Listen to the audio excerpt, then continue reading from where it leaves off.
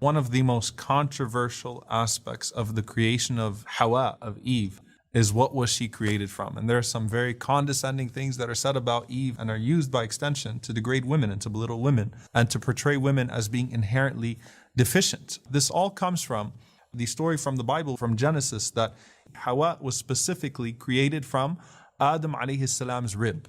And by extension, it finds its way in our tradition as well. The Prophet ﷺ never said that Eve was specifically created from the rib of Adam alayhi salam. So number one, Allah subhanahu wa ta'ala says, لَقَدْ خَلَقْنَا الْإِنسَانَ فِي أَحْسَنِ تَقْوِيمٍ, that we have created man in the best creation. Both men and women were created without deficiency. وَلَقَدْ كَرَّمْنَا بَنِي آدَمَ, we have honored all of the children of Adam alayhi salam.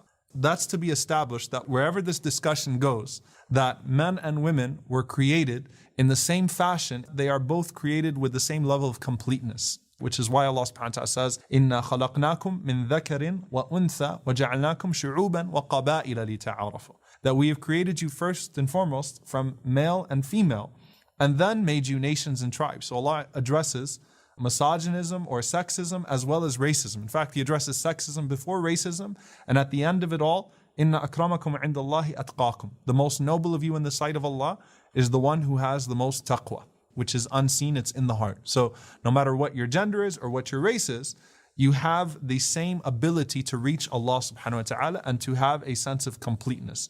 Now, what is the creation of Hawa? Allah subhanahu wa ta'ala says, Ya ayyuhan nas, Inna khalaqnakum min dhakarin wa untha. But Allah subhanahu wa ta'ala also says that He created you min nafsin wahida. In the first ayah of Surah An-Nisa, وَخَلَقَ مِنْهَا زَوْجَهَا, and He created from it its spouse.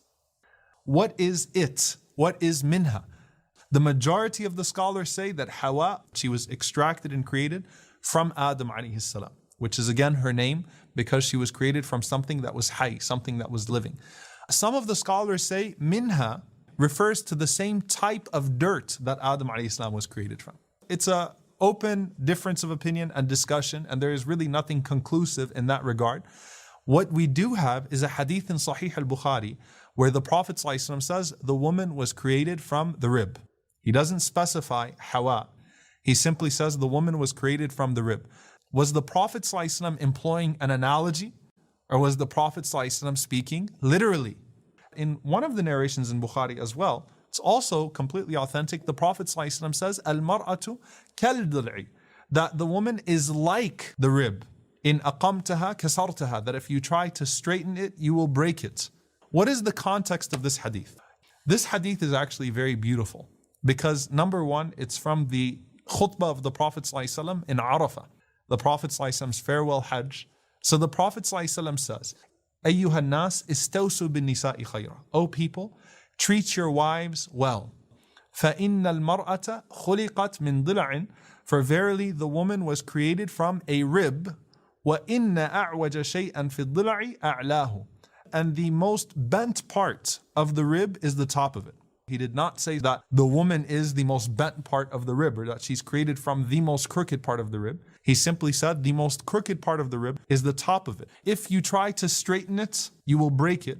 And if you leave it, it will remain in its place. So he said, فَاسْتَوْسُوا بِالنِّسَاءِ خَيْرًا. Act kindly, deal kindly with your wives.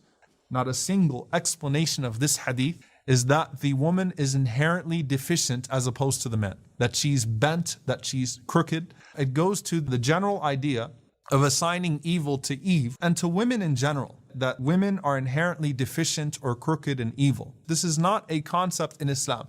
What was the Prophet ﷺ saying? Either he was being literal and saying that the woman was created from the rib, not the most crooked part, but that she was created from the rib, and he simply went on to explain what the most crooked or what the most bent part of the rib was, or the Prophet ﷺ was using an analogy. Most of the scholars said he was using an analogy. Imam al-Nawawi rahimahullah, in the explanation of the hadith, he says the Prophet ﷺ was addressing the impatience that men had with their wives in trying to make them exactly as they wanted them to be. You are supposed to act like this, you're supposed to do this, you're supposed to do that, addressing all of their habits, addressing everything. We're not talking about haram and addressing things that are forbidden, but the idea of trying to mold your wife into exactly what you want her to be. The Prophet ﷺ is saying, look, you're not going to get the perfect woman, just like you're not the perfect man.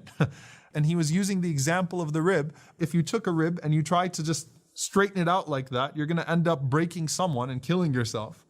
In a hadith in Muslim, he said, so leave it bent, and that is better for you. Otherwise, if you break it, it is divorce. So the Prophet ﷺ was saying breaking it is divorce. Some of the scholars, they said that the woman's nature is more complex than the man's nature. And that's not to buy into this concept that women are crazy human beings and insane and emotional wrecks and men are the ones that are logical and know what they're doing. No, but that the nature of the man and the woman is different. And men have a difficult time understanding that. And the Prophet ﷺ is saying not to interfere with that and not to pretend like you understand everything, because there are certainly going to be gaps here. You're not going to be able to understand. The third one, which I find very beautiful, was that the woman has been created in a way to protect the vital organs, the way that the rib protects certain things, and to try to change that might endanger those organs. One of the Imams, he said that a lot of times the things that we dislike in our spouses are actually the things that are protecting the marriage and protecting the household. Which is why Allah subhanahu wa ta'ala says, "Asa an takrahu shay." You might dislike something, وَيَجْعَلَ اللَّهُ فِيهِ خَيْرًا كَثِيرًا. And Allah puts much blessing in the very quality that you dislike. So there are certain qualities that you might not like about your spouse, but they're what's holding things down. That's what's keeping everything in its place. And those things actually have a lot of khayr in them. And so the message of this hadith is not to say that women are crooked ribs or inherently crooked. That's not the understanding of the hadith. The Prophet ﷺ was using an example. He was saying, don't try to change your wife and mold her into what you want her to be. Understand, be compassionate. We all have our deficiencies and we shouldn't expect our spouses to be perfect. Instead, we should mutually try to deal with those deficiencies, grow together in good and in patience and all that is pleasing. Allahumma ameen.